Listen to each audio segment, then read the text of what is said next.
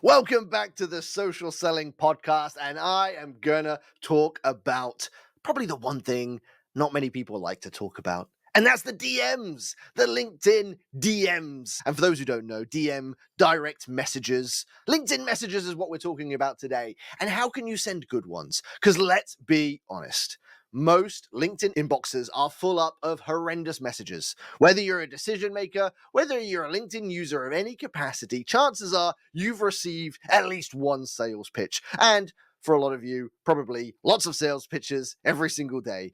And it's an unfortunate negative side of LinkedIn. And I want to help stop that because A, it doesn't work. B, it's just pointless and horrible and annoying.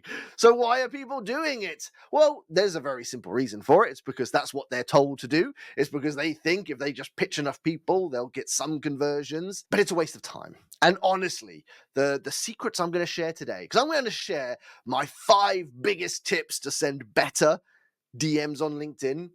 Honestly, if you can do these 5 things, or even just a few of them, you will see game-changing results. So let's dig into this, because I don't want to spend too much time focusing on the negative, the bad messages. Let's just go straight into what do you need to do to send good messages. Now, my first tip, and I cannot tell you the positive impact this will have. But the unfortunate reality is the vast majority of people don't even do this. And if you could do this one thing on its own, it will have a huge impact on A, the amount of replies you get, but the amount of replies that will turn into opportunities. And my first tip is personalization. And this sounds a bit silly, but let me add to that. It's not just personalization, it's hyper personalization, advanced personalization. You cannot just put someone's name, job title, and maybe their company name and call that personalization. That, in this year and beyond, is not personalization. Here's a quote. Here's something I want you to remember. Write it down, stick it on a post-it note on your wall. But this quote is my principle to all things messages on LinkedIn. The more you make your message about them, the more chance you'll have of getting a reply. Remember that. Write it down, list it on your wall. The more you make it about them, the more likely you'll be of getting a reply. We need to make our messages about them. And when we personalize, we need to go deeper. Not just their name, their company. It needs to be more about them. How do you do that? Loads of things. You could look at their profile. Look at their profile and look for something you can mention. If they are sharing content, reference their content. If you need to dig deeper, look at their company page, look at other people that are working in the company, look at the company page's activity, do whatever you need to do to find something about them to really personalize it. I'll say it once more.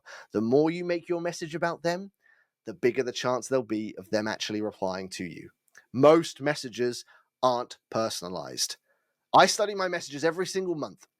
And I will literally research through hundreds of the messages that I get.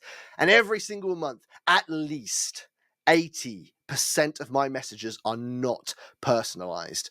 That's not an exaggeration. I'm not happy about that statistic, but that is an unfortunate reality. So when you do personalize, when you really personalize, and you really do make your message about them, they're not used to it. And it works because most of their messages are not personalized. So as soon as they do get one that is about them, they're interested. You're more likely to get a reply, and you're more likely, if you can navigate that conversation, to turn that reply into an opportunity. So tip number 1, personalize it. Tip number 2, and this is another big one, use real, relevant ROI examples. Show real results. Show real return on investments that you've generated for relevant similar companies. So again, the more relevant, the better. The more you make it about them, so the more relevant that company might be to what they do. So if you're pitching to a pharmaceutical company, try and use an example of a result you've generated for another similar pharmaceutical company, and the more similar, the better. The more they can connect and think, oh, actually, that is very similar to us. I want that result, the better. But the reason I focus on this one, and this is tip number 2, because a lot of people do the opposite to this. And instead of focusing on the result, they focus on the product and the features and the benefit. So it's, here's our product, here's what it does, here's why it's so amazing. And no one cares about that. But when you start talking about this product achieved this result, well, then that's the what's in it for them. So if you're starting to tell me that you've helped a company generate this much more money, or save this much time, or improve X, Y, and Z, that's when you're going to get their interest. So not only tip one, are we personalizing it, but tip two, we want to start looking at what's in it for them. How can you help them? What problems can you solve? And more importantly, what ROI, what result can you possibly generate for them? Make it tangible, make it real. The moment you start using real examples, that's when their eyes start to open. And that's when you're going to get interest. And that tip is most relevant for the really senior people in a company. If I'm messaging C-level, if I'm messaging heads or VPs or directors or presidents, I'm going straight for the ROI because that's what they're interested in. Their time is so valuable. They're not interested in the whole sales dance. They just want to know if you can do something tangible for them that's relevant to them. If you can demonstrate that, that's where they're going to be interested. So tip number two, use some real results and ROIs. Tip number three, use audio voice notes. Again, there is a high percentage of people, usually sits around 60 to 70% of people on LinkedIn that have never sent an audio voice note. And the same amount of people don't receive them. There are some months, in fact, most months each year, I personally, bearing in mind I get hundreds of DMs on LinkedIn, most months I receive 0 audio voice notes. No exaggeration.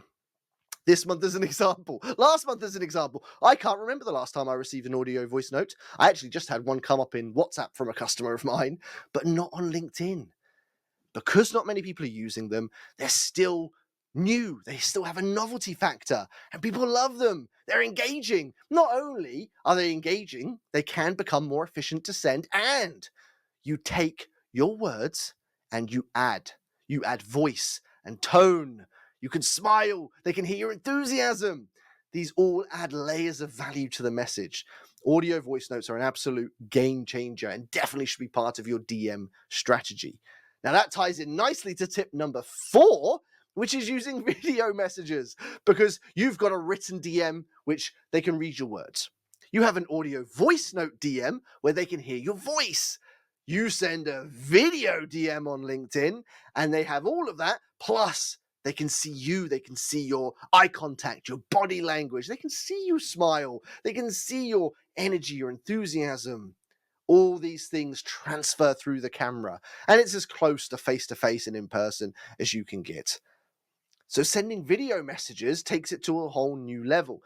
Now, there are certain things you can look for, certain signs that can tell you when maybe someone is better suited to a video message over other forms. I'll give you a story to bring this to life. A couple of years ago, I was speaking at a conference in Croatia. I was in my hotel room about an hour before going on stage, just some final prep, getting ready. And I was on LinkedIn looking through my feed, and one of my previous customers had announced a job move, and they posted a video on LinkedIn sharing this announcement. They were starting this new role at this new company. So I sent them a video message because I saw them share a video post. I sent them a video message. Bear in mind, I'm in my hotel room. I'm still in the red t-shirt, but I sent a video message, very quick one, just saying, congratulations, quite surprised, but so excited for you. If there's anything I can help with, let me know.